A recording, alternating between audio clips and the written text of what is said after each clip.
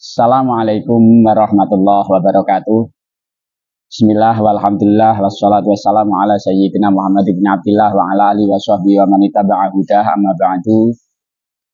Ma'asyiral muslimin, alhamdulillah hari ini kita dipertemukan dengan satu bulan yang sangat istimewa dan sangat luar biasa yang diberikan oleh Allah hanya kepada umat Nabi Muhammad sallallahu alaihi wasallam.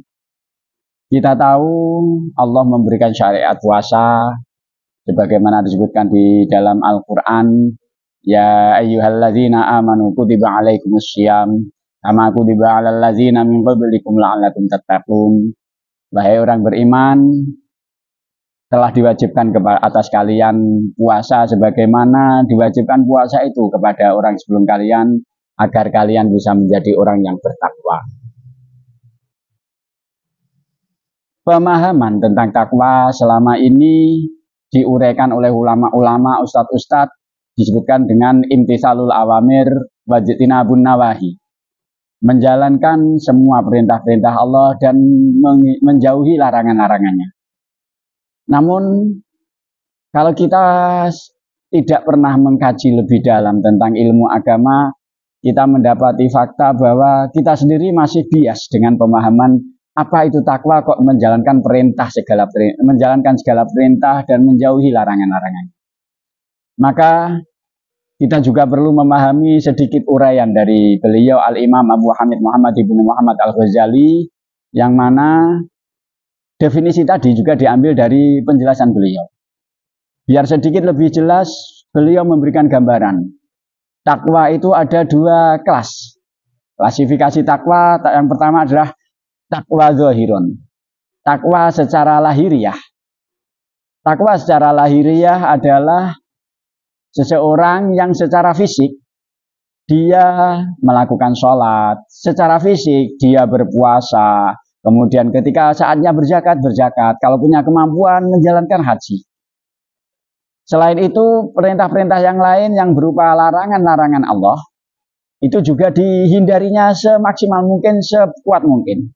Ketika secara lahiriah, secara fisik, dia sudah menjalankan perintah-perintah Allah itu dan menjauhi larangan-larangan Allah itu, maka dia sudah masuk dalam kategori orang yang bertakwa secara zahiron, secara lahiriah. Namun, takwa zahiron ini sering tidak sejalan dengan apa yang ada di dalam hati.